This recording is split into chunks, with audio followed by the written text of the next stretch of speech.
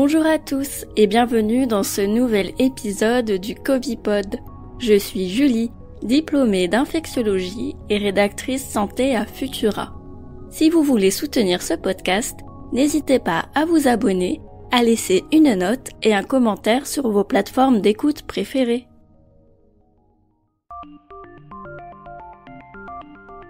Le SARS-CoV-2 est un virus plutôt modeste.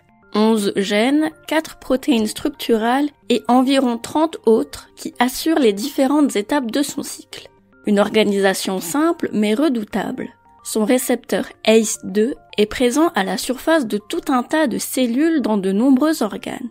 Les cellules épithéliales de la sphère respiratoire, ses premières cibles, mais aussi des cellules intestinales, hépatiques, du système nerveux central ou encore des lymphocytes.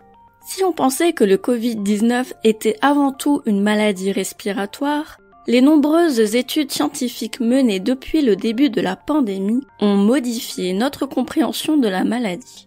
La plupart des personnes infectées par le Covid-19 développent une fièvre, une fatigue générale et la fameuse anosmie. Mais dans d'autres cas plus graves, les patients souffrent aussi de problèmes cardiaques, rénaux, intestinaux et cérébraux. Le Covid-19 n'est plus juste une vilaine grippe, mais une maladie systémique qui laisse des traces durables. Passons en revue, organe par organe, les dommages que cause le SARS-CoV-2 sur le corps humain. Pour le système cardiovasculaire, le plus gros risque est la formation de caillots sanguins. Dans le cas du Covid, ils ont une composition atypique. Des globules rouges, des plaquettes, de la fibrine, mais aussi des anticorps et des restes de cellules immunitaires, tous deux activés par l'infection. Ces caillots peuvent bloquer la circulation du sang et causer des dégâts sévères. Le SARS-CoV-2 peut aussi infecter les cellules du cœur, augmentant ainsi significativement le risque d'AVC ou de crise cardiaque. Environ 20% des personnes infectées par le SARS-CoV-2 développent des diarrhées. Chez certaines, c'est même le seul symptôme présent. Les entérocytes sont des cibles de choix pour le SARS-CoV-2 et des lésions au niveau de l'intestin dues au coronavirus ont été observées après l'autopsie de patients décédés.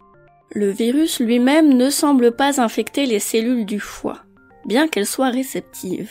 Dans cet organe, ce sont plutôt l'infiltration des cellules immunitaires et l'infection qu'elles engendrent qui s'avèrent néfastes. Entre 5 à 20% des patients atteints d'une forme grave du Covid-19 présentent une défaillance rénale, ce qui constitue une comorbidité importante. Le comportement du coronavirus dans les reins n'est pas encore tout à fait élucidé.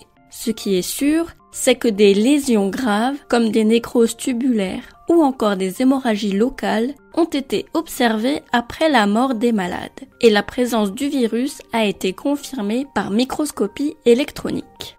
Le cerveau à présent, on connaît tous l'anosmie, qui est le résultat de l'inflammation du bulbe olfactif, une structure cérébrale située juste de l'autre côté de la cavité nasale et dont les ramifications la tapissent.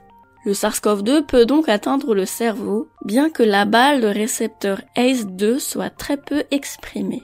Cela suggère la présence d'un autre récepteur permettant d'infecter les neurones, qui n'a pas encore été identifié par les scientifiques.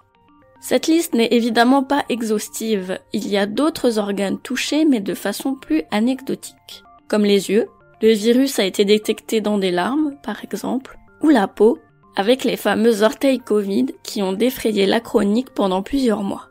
Le Covid-19 est une maladie complexe qui n'a pas encore révélé tous ses secrets. Ce qui est sûr, c'est qu'elle laisse des traces, des symptômes durables et handicapants, connus sous le terme de Covid long. Si la circulation du virus est sur le déclin, la maladie, elle, nous accompagnera encore pour de nombreuses années malheureusement. Je vous conseille la lecture de l'article « Le Covid-19 est une maladie systémique. Elle touche tous les organes » en ligne sur Futura.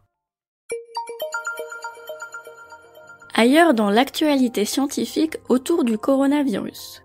Vous avez peut-être entendu parler de BA2, un variant frère d'Omicron, pour l'instant minoritaire en France. Une étude récente suggère que si vous avez déjà été infecté par Omicron, vous avez peu de chances d'attraper BA2, même si c'est tout de même possible dans de très rares cas. Depuis lundi dernier, le masque n'est plus obligatoire dans les cinémas, les théâtres, les musées, les restaurants, bref, tous les lieux clos soumis au pass sanitaire, à l'exception des transports, comme le train, le bus ou encore l'avion. Merci d'avoir écouté ce nouvel épisode du Covipod.